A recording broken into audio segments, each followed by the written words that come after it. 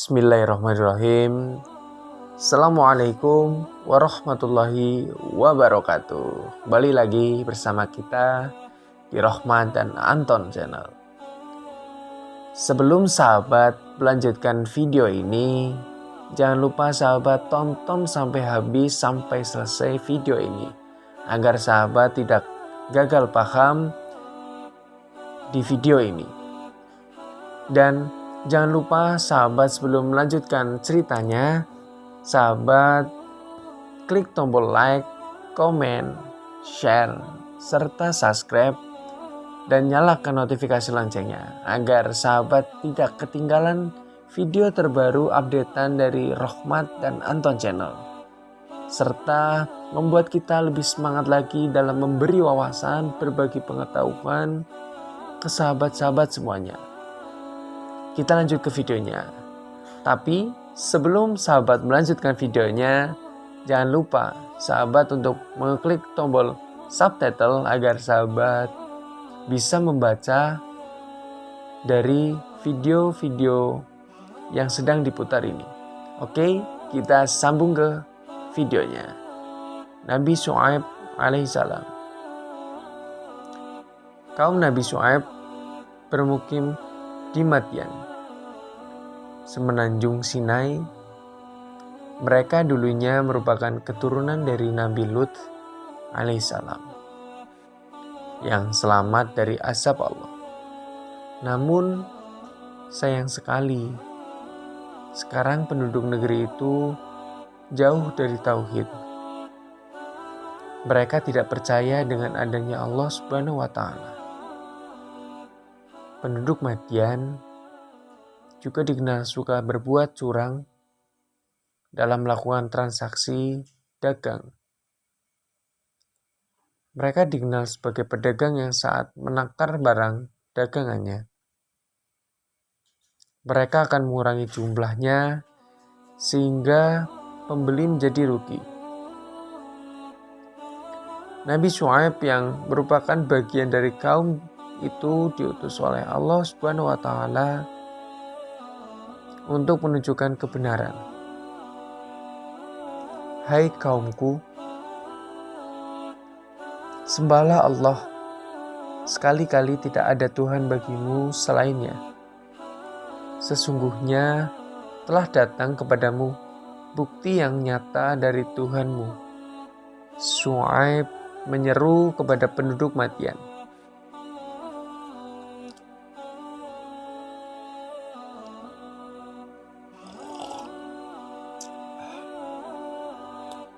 Namun mereka tidak menghiraukan seruan itu. Mereka menganggap Syuaib telah sesat karena meninggalkan agama nenek moyang mereka.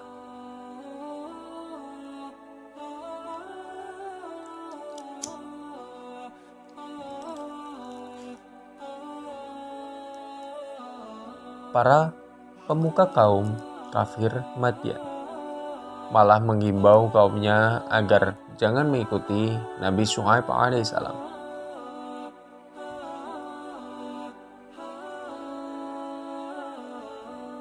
Sesungguhnya jika kamu mengikuti Syuaib, tentu kamu akan jadi orang-orang yang merugi. Namun Nabi Syuaib tak henti menasihati kaumnya kepada jalan yang benar. Nabi Syuaib pun berkata kepada umatnya, "Wahai kaumku, jika kamu sedang berdagang, maka sempurnakanlah takaran dan timbangannya. Janganlah kamu kurangkan bagi pembeli." Syuaib mengingatkan penduduk Madian untuk tidak membuat kerusakan di muka bumi sesudah Tuhan memperbaikinya. Sebab itu lebih baik bagi mereka jika betul-betul mereka ingin termasuk orang-orang yang beriman.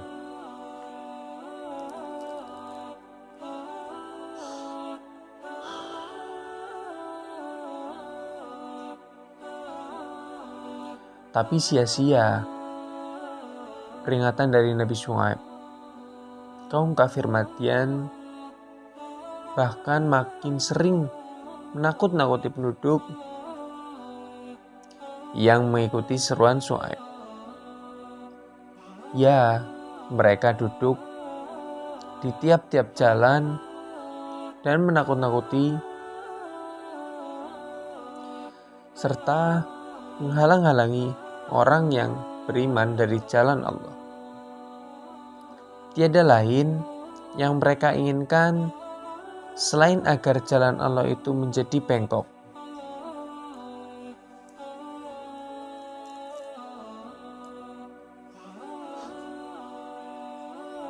Sungguh kejamnya dan sungguh liciknya kaum dari Nabi Syuaib. Mereka mengingatkan agar Syuaib kembali kepada agama nenek moyang mereka. Nabi Syuaib pun menjawab, "Sungguh kami tidak akan kembali kepada agamamu sesudah Allah melepaskan kami daripadanya, dan tidaklah patut kami kembali kepadanya, kecuali jika Allah Tuhan kami menghendakinya." Pemuka-pemuka kafir berkata, "Sesungguhnya kami akan mengusir kamu, hai Syuaib, dan orang-orang yang beriman bersamamu di kota ini, kecuali jika kamu kembali kepada kami, kepada agama kami. Apakah kalian akan mengusir kami? Kendati pun kami tidak menyukainya." Syuaib menjawab, "Ingatlah, di waktu dahulunya kamu berjumlah sedikit, lalu Allah memperbanyak jumlah kamu. Perhatikanlah bagaimana kesudahan orang-orang yang berbuat kerusakan." Nabi Syuaib alaihissalam pun mengingatkan mereka. Beliau kemudian berkata pada kaum yang beriman, "Jika ada segolongan daripada kamu beriman kepada apa yang kamu diutus untuk menyampaikan, dan ada pula segolongan yang tidak beriman, maka bersabarlah hingga Allah menetapkan hukumannya di antara kita, dan Dia adalah hakim yang sebaik-baiknya untuk umatnya." Maka Syuaib meninggalkan mereka seraya berkata, "Hai kaumku, sesungguhnya aku telah menyampaikan kepadamu amanat-amanah Tuhanku, dan aku telah memberi nasihat kepadamu. Maka bagaimana aku akan bersedih hati terhadap orang-orang yang kafir, yang tidak mau mengikuti apa yang aku ucapkan." Nabi Syuaib tidak mundur, ia bahkan semakin giat mengajari dan mendidik kaumnya. Sampai suatu hari mereka menentang dengan mengatakan, "Hai Syuaib, jika kau memang benar-benar apa yang kamu ajarkan dan katakan, maka turunkan azab jika memang kau mampu." Kaum kafir itu pun berucap seperti itu. Maka Nabi Syuaib pun seraya memohon kepada Allah Subhanahu wa Ta'ala. Lantas, tak panjang lebar, Allah mendatangkan bencana berupa gempa bumi yang sangat dahsyat, mengguncang kota mereka. Banyak dari mereka mati tertimbun rumah dan bangunan yang hancur lebur. Nabi Syuaib beserta kaumnya yang beriman pada Allah selamat dari azab. Mereka kemudian hidup di dalam keimanan dan kasih sayang Allah Subhanahu wa Ta'ala. Nabi Syuaib meninggal dan dimakamkan di desa Hadhin di dekat kota Tabariyah, Syria. Ayat suci mengatakan, kemudian mereka ditimpa gempa, maka jadilah mereka mayit-mayit yang bergelimpangan di dalam rumah-rumah mereka. Quran Surat Al-A'raf ayat 91.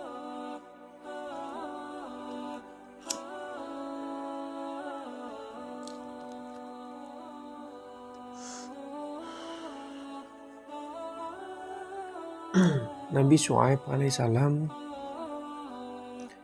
disebutkan dalam Al-Quran sebanyak 11 kali, dan kisahnya disebutkan pada surah Al-A'raf ayat 7,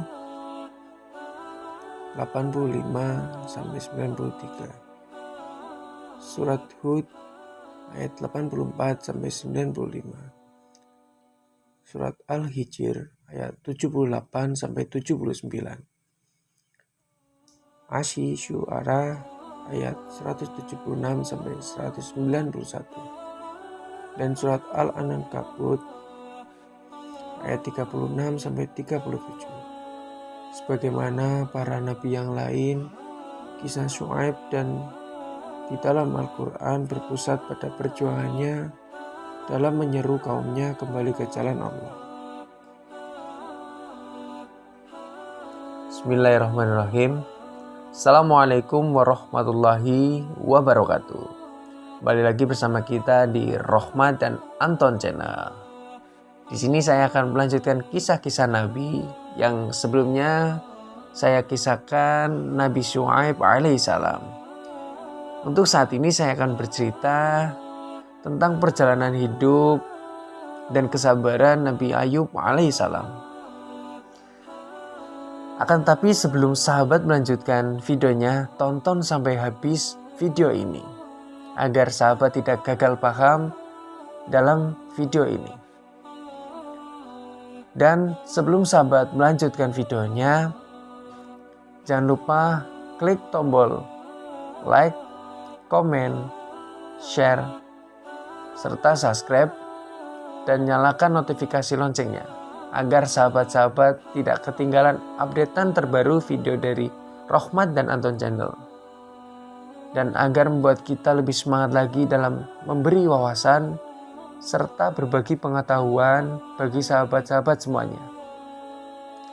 Dan jangan lupa sahabat untuk mengklik tombol subtitle agar sahabat bisa membaca serta memahami dari isi video ini. Oke, kita lanjut ke ceritanya. Bismillahirrahmanirrahim. Nabi Ayub alaihissalam. Nabi Ayub termasuk dalam garis keturunan Nabi Ibrahim alaihissalam. Beliau adalah seorang yang kaya raya. Tapi walaupun memiliki kekayaan yang berlimpah, beliau tetap dermawan. Ayub dikenal sebagai seorang yang suka menolong, tidak sombong, penyabar, dan rajin beribadah. Kemudian Allah menguji keimanan Ayub alaihissalam. Harta Ayub diambil sedikit demi sedikit, hingga pada akhirnya ia jatuh miskin. Namun keimanan Ayub tetap tidak berkurang. Ia ikhlas dengan semua cobaan itu, walaupun sekarang hidup dalam keadaan miskin. Ia tetap bersabar dan beribadah kepada Allah Subhanahu wa Ta'ala. Namun, ujian iman terhadap Ayub terus berlanjut.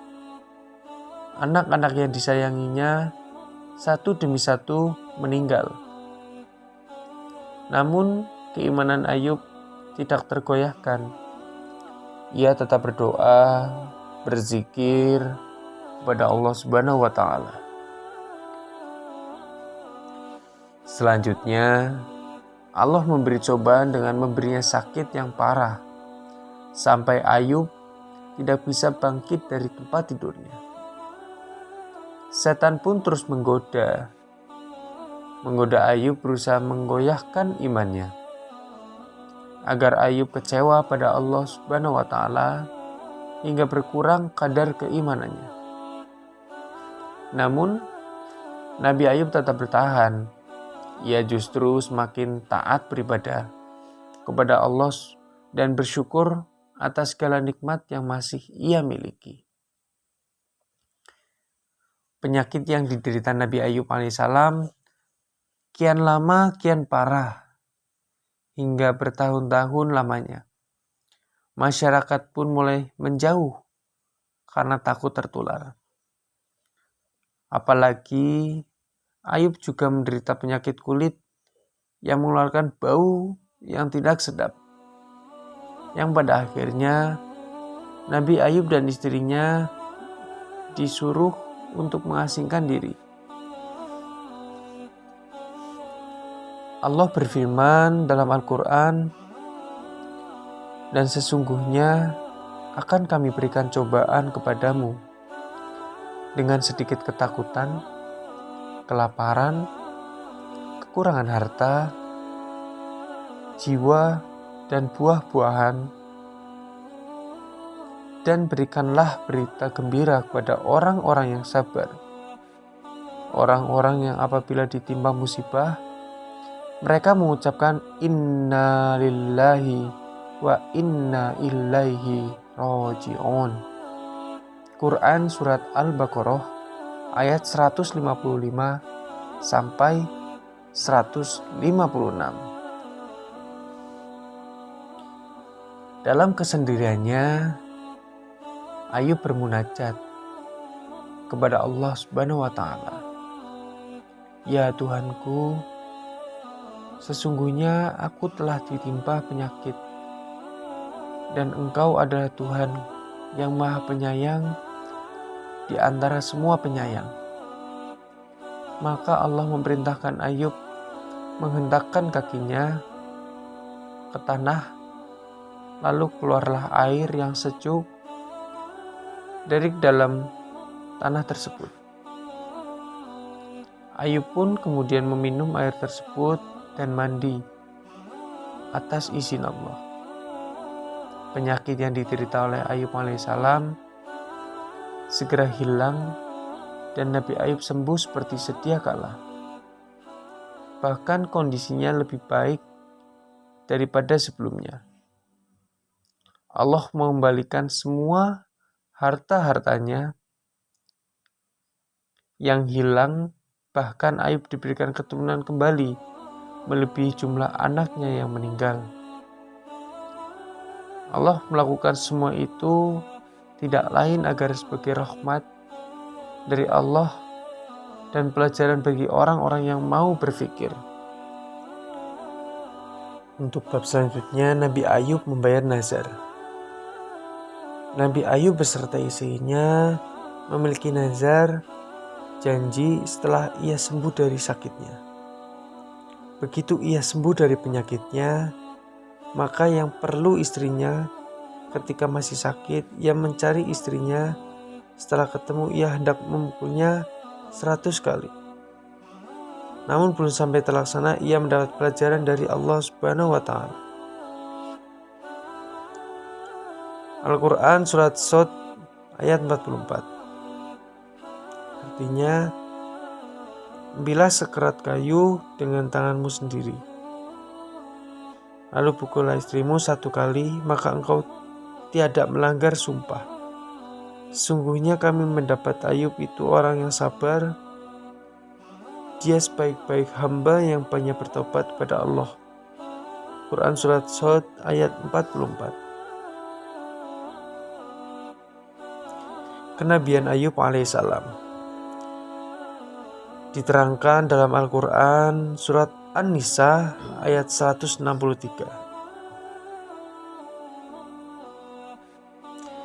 Artinya, sesungguhnya kami telah memberikan wahyu kepadamu, sebagaimana kami telah memberikan wahyu kepada Nuh dan nabi-nabi kemudian.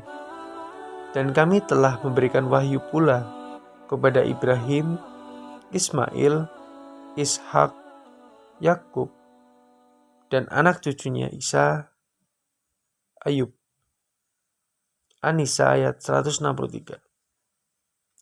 Ayat itu tujuannya untuk memberikan Nabi Muhammad bahwa sebelum pangkatnya menjadi nabi, Allah telah mengangkat beberapa orang nabi.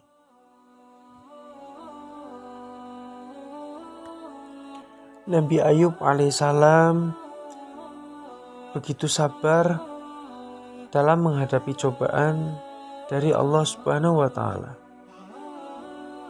Ia menderita penyakit kulit selama 18 tahun lamanya. Namun luar biasanya, selama itu juga Nabi Ayub tidak pernah sekalipun mengeluh atau mengadu kepada Allah Subhanahu wa Ta'ala. Dia tetap bersyukur, bersabar, tapi tetap berikhtiar dengan cara tetap berobat serta beribadah kepada Allah Subhanahu wa Ta'ala.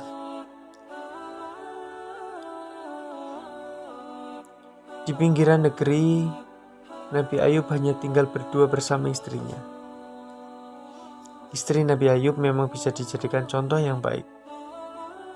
Dirinya tidak peduli dengan kondisi suaminya yang penyakitan, bangkrut, hingga jatuh miskin. Ia tetap setia menemani Nabi Ayub alaihissalam, mengurus keperluannya, bahkan pergi untuk mencari nafkah. Suatu hari, istri Nabi Ayub berkata kepada suaminya, "Wahai Nabi Allah, sudah 18 tahun engkau tidak berdakwah. Bagaimana jika engkau memohon kepada Allah untuk disembuhkan penyakit ini? Itu saja sudah cukup kesembuhan engkau, lalu engkau bisa pergi berdakwah lagi." Lalu Nabi Ayub pun menjawab istrinya, "Wahai istriku, berapa lama dulu kita dalam keadaan nikmat?" Lalu istrinya pun menjawab, 20 tahun. Kemudian Nabi Ayub kembali bertanya pada istrinya, "Berapa lama kita sekarang diuji oleh Allah seperti ini?" Istrinya kembali menjawab, 18 tahun. Lalu Nabi Ayub pun berkata, "Aku masih malu untuk meminta kepada Allah Subhanahu wa Ta'ala." Nabi Ayub merasa malu karena nikmatnya di dunia waktu itu sekitar 20 tahun. Sedangkan musibahnya ia baru merasakan 18 tahun lamanya.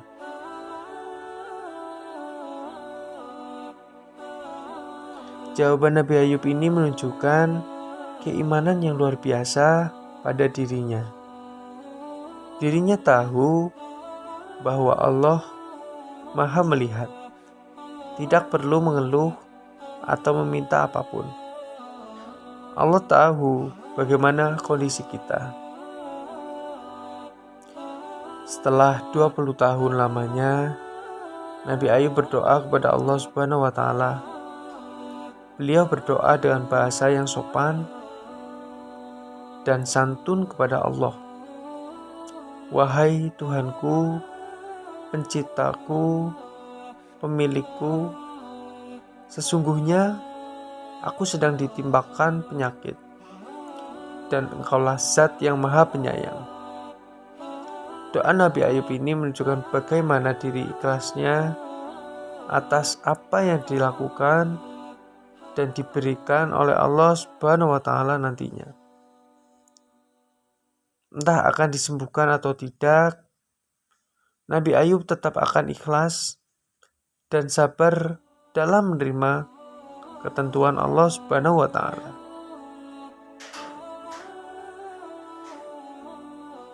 Bahkan Allah Subhanahu wa Ta'ala juga berfirman,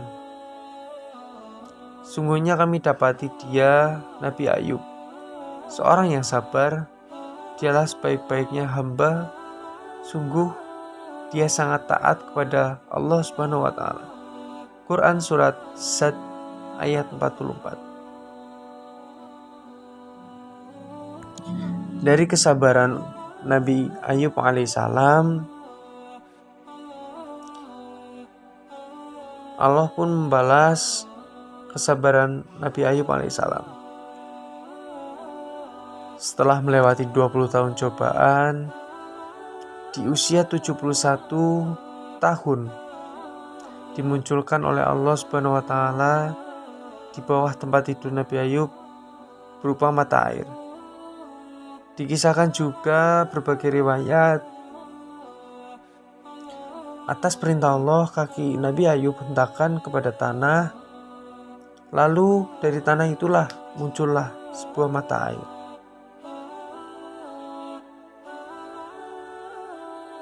Dari mata air itulah Allah Subhanahu wa taala memerintahkan Nabi Ayub untuk mandi dengan air itu.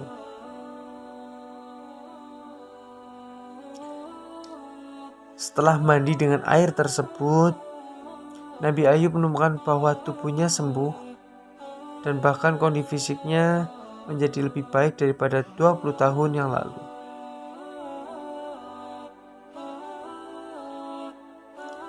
Esoknya, masyarakat di seluruh negeri datang membawakan Nabi Ayub hadiah.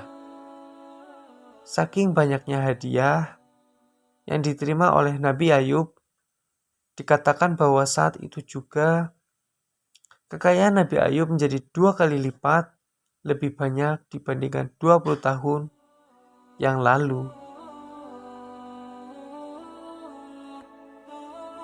Lalu firman Allah Subhanahu wa taala,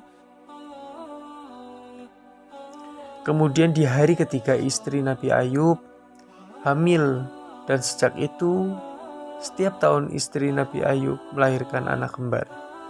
Sehingga Allah Subhanahu wa taala memberikan kepada Nabi Ayub 24 orang anak laki-laki. Allah Subhanahu wa taala juga menggambarkan bagaimana kisah Nabi Ayub di dalam Al-Qur'an.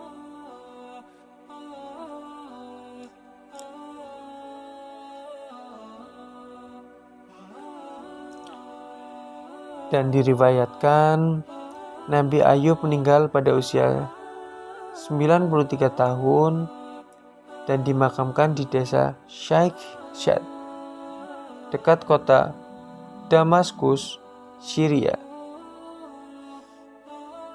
Itulah sepenggal kisah kehidupan serta perjalanan dari Nabi Ayub alaihissalam dengan penyakitnya yang tak kunjung sembuh.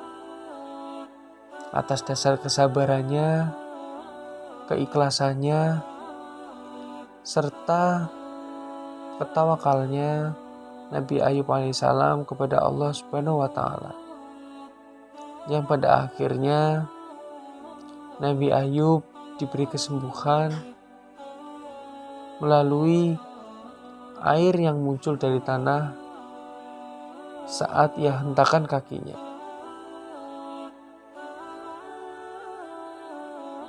Kita dapat mengambil pesan-pesan dari Nabi Ayub alaihissalam. Jika kita sedang berada di posisi di bawah, perbanyaklah bersyukur atas nikmat yang Allah berikan. Jika kita sedang di atas, kita tetap bersyukur.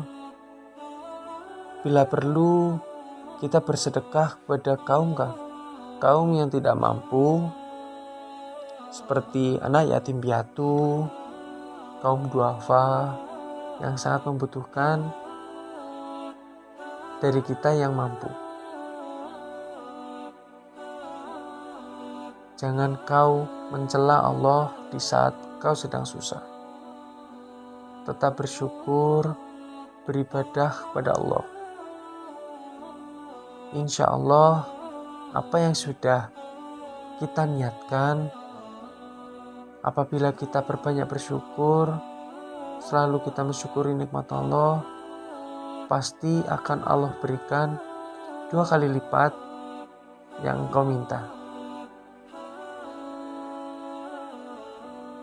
Mungkin itu saja yang bisa saya sampaikan.